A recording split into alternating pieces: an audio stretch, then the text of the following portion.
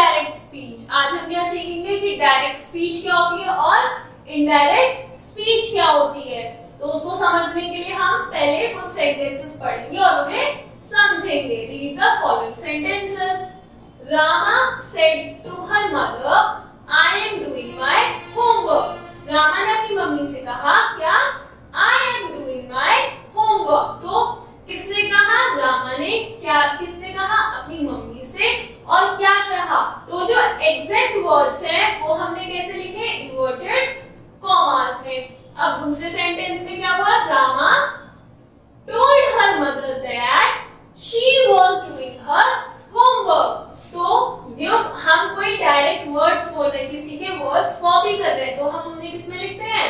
उन्हें लिखते हैं हम इन्वर्टेड कॉमास में। और जब वो इन्वर्टेड कॉमास हट जाते हैं तो वो सेंटेंस चेंज हो जाता है। तो जो इन्वर्टेड कॉमास में होता है उसे हम कहते हैं डायरेक्ट स्पीच, और जो इन्वर्टेड कॉमास हट के लिखते हैं उन्हें हम कहते हैं indirect speech. Mohan said to his friend, Have you seen my new cycle? Mohan ने अपने फ्रेंड से कहा क्या तुमने मेरी नई साइकिल देखी है? तो Mohan asked his friend if he had seen his new cycle. Now from the above sentences, it is clear that speaker's words can be reported in two ways. मतलब कोई कुछ बोल रहा है तो वो कौन हुआ? स्पीकर। तो स्पीकर के जो वर्ड्स हैं वो दो तरीके से रिप्रेजेंट कर सकते हैं। एक तो उसके डायरेक्ट वर्ड्स हम इन्वर्टेड कॉमास में लिख सकते हैं या फिर उनको ऐसे लिख सकते हैं। तो डायरेक्ट स्पीच क्या होती है? When the actual words of the speaker are quoted as it is. As it is मतलब जैसा उसने बोला है हम वैसे ही डायरेक्ट कोट करके लिखते हैं। तो the sentence is said to be in direct speech. Indirect speech क्या होता है? When the speaker's speech is reported without quoting the exact words. मतलब स्पीकर की जो स्पीच है वो बताई तो जा रही है कि वो क्या कह रहा है, बट वो हम किसमें? कोट्स में नहीं लिख रहे। क्यों? क्योंकि हम उसके डायरेक्ट वर्ड्स नहीं लिख रहे। But after making certain changes, मतलब कुछ चेंजेस करने के बाद हम उसको बता रहे हैं, तो ऐसे सेंटेंसेस को हम क्या कहते हैं? Indirect speech. कैसे समझेंगे? डायरेक्ट मतलब कि हम जो चीज बोली गई है उसे हम डायरेक्ट बता रहे हैं, तो वो हो गई कोटेड वाली। और इनडायरेक्ट मतलब कि हम उसमें कोई मॉडिफिकेशन चेंजेस करके बता रहे हैं, वो हो गया indirect speech. Now examples. Robin said to me, I want to take rest. Robin ने किससे कहा? मेरे से कहा क्या? I want to take some rest. तो रॉबिन टोल्ड मी दैट, अब मैंने यहाँ तक सेम लिखा, सेड टू का क्या कर दिया? टोल्ड। सेड टू पूरा चेंज हो गया टोल्ड में। मी कॉमा हटाया तो क्या लिखा? दैट। अब आई है तो वो तो उसके सेम वर्ड्स बोल रहे थे, बट हम क्या करेंगे? आई को चेंज कर देंगे ही में। क्यों? क्योंकि आई किसको रिप्रेजेंट कर रहे हैं? रॉबिन को। रॉबिन क्या है? लड़का, इसलिए he wanted to take rest.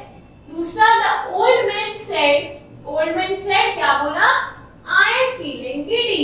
Now, the old man said that. Comma हटाया क्या लिखा? That. अब said to था तो told कर दिया। अब said है तो हमने sad ही लिखा है।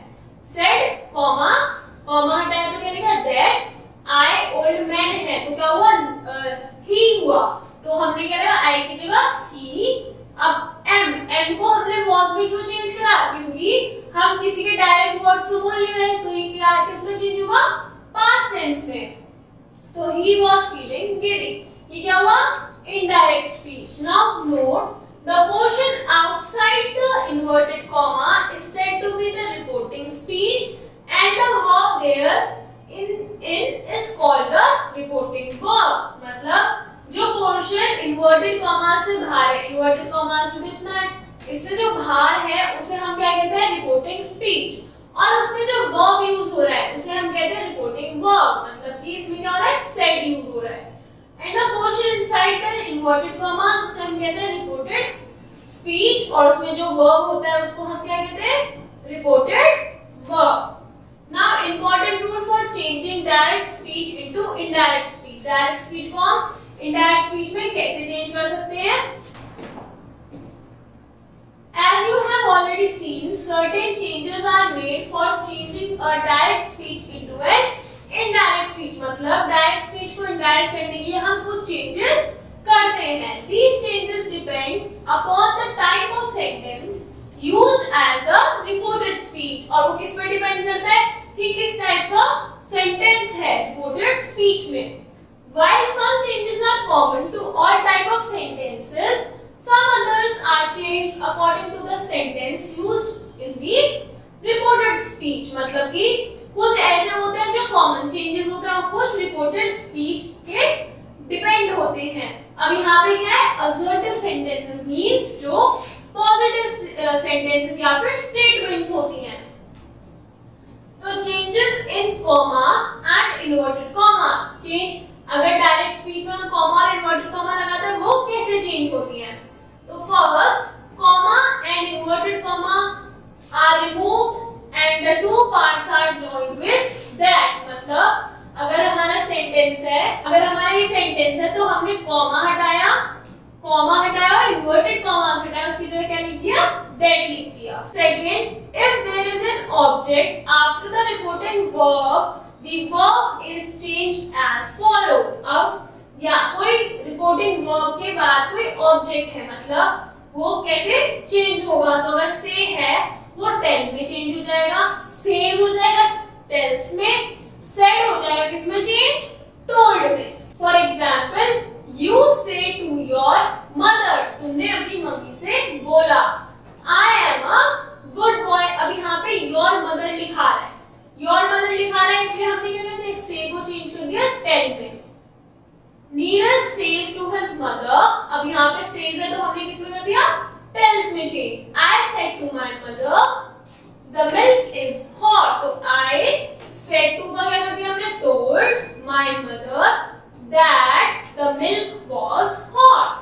If there is no object after the reporting verb, मतलब reporting verb ये हो गया, इसके बाद तो ऑब्जेक्ट था. अगर ऑब्जेक्ट नहीं है तो say, says और said remains unchanged, मतलब इनमें कोई चेंज नहीं होता.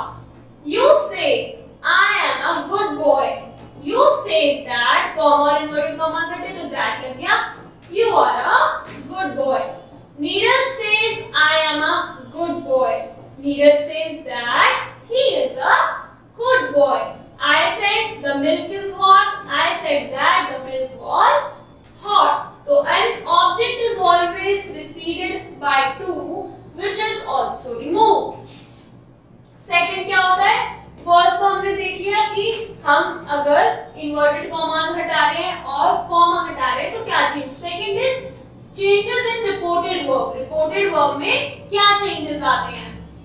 If the reported verb is in the present और फ्यूचर टेंस, अगर वो प्रेजेंट या फ्यूचर टेंस में, मतलब से, says, tell, tells, shall, will say और shall will tell. So the verb in the reported speech remains unchanged.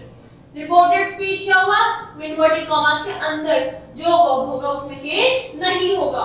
But अगर reporting verb past में, मतलब said है या told है, तो जो reporting speech के अंदर verb है वो भी change होगा. कैसे होगा, is और am change हो जाएंगे was verb में, is single तो was single, और आर प्लूरल तो वर्ब भी प्लूरल में लगेगा. Verb first form plus S या ईएस वो किस में चेंज हो जाएगा, सेकंड फॉर्म में. वॉज या वर किस में चेंज हो जाएगा, हैड बीन में. And verb second form change हो जाएगा हैड प्लस वर्ब की थर्ड फॉर्म में. Has, have to had, shall to should, will would, can could, may might. तो ये सब अगर हमारे रिपोर्टेड स्पीच, मतलब अगर एक सेंटेंस है तो अगर जैसे यहाँ पर हमने लिखा है said, अगर यहाँ said लिखा है तो said क्या हुआ, said हुआ हमारा पास्ट फॉर्म में, इसलिए हमने जो रिपोर्टेड स्पीच है उसमें is है उसको was कर दिया. अब यहाँ पे क्या था, says था, तो says हो गया प्रेजेंट टेंस में, तो इसलिए हमने बस I am को चेंज करा he is में, रहा प्रेजेंट में है, बस हमने he को चेंज कर दिया is में. Now note, is, are, am, was, were, has and have in the reported speech always change according to the person of the new subject. जैसे अभी हमने देखा कि I am था किसमें, डायरेक्ट स्पीच में, तो इनडायरेक्ट में वो he is हो गया। क्यों? क्योंकि जो हमारा बोल रहा है, जो इंसान बोल रहा है वो क्या है, वो मेल है, वो बॉय है, तो इसलिए उसको अकॉर्डिंगली हमने चेंज कर दिया। No change is made in rest of the modards. Now change in personal pronouns and possessives, मतलब pronouns में क्या क्या changes हो सकते हैं। तो personal pronouns और possessive of the reported speech are changed according to the person of the reporting speech। जो person बोल रहा है उसके accordingly हमने change करते हैं। तो pronoun of the first person I, am, me, we, us, are, ये कैसे चेंज होता है? In reported speech changed into the same person as the subject of the reporting speech।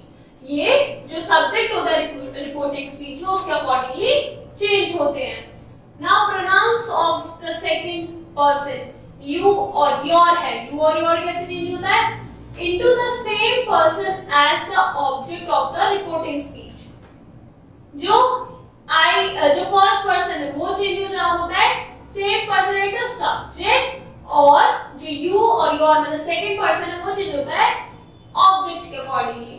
Pronounce of the third person in the reported speech remains unchanged, मतलब first person है तो subject जो है reporting speech का उसके accordingly change हो जाएगा, second person है तो ऑब्जेक्ट के अकॉर्डिंगली चेंज हो जाएगा, और थर्ड पर्सन है तो उसमें कोई चेंज नहीं होगा। अब वर्ड शोइंग नियरेस्ट और एंड टाइम्स वो कैसे चेंज होंगे? नाउ लिखा है अगर डायरेक्ट स्पीच में वो देन हो जाएगा in indirect speech here, there, this, that, these, those, today, that day, yesterday, the previous day or the day before, last night, the night before and the previous night, tomorrow, the next day। Direct speech में अगर ये है तो indirect में कैसे change होंगे? ऐसे होंगे। Now E, the first letter of the reporting speech is changed from capital to small letter। Exception मतलब क्या हुआ इसका कि अगर जो फर्स्ट लेटर रिपोर्ट मतलब इन्वर्टेड कॉमास के अंदर लिखा है तो वो फर्स्ट लेटर कैपिटल लेटर होगा, बट जब वो इनडायरेक्ट में बनेगा तो वो चेंज हो जाएगा किसमें? स्मॉल लेटर में। Exception, if the reported speech is a universal truth, general truth, habitual fact or proverb, the tense of the reported verb is not changed even if the reporting verb is in the past tense। मतलब अगर जो हमारा direct speech में universal truth है, general truth है, fact है या फिर प्रोवर्ब है तो वो चेंज नहीं होंगे किसमें? इनडायरेक्ट स्पीच में। फॉर एग्जाम्पल,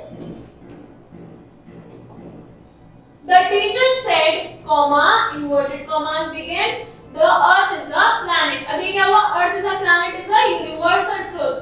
तो the teacher said that the earth is a planet। अब हमने क्या करा? यहाँ पे सब सेम करा है, कुछ चेंज नहीं करा, बस कॉमास और इन्वर्टेड कॉमास हटा के that लगा दिया है।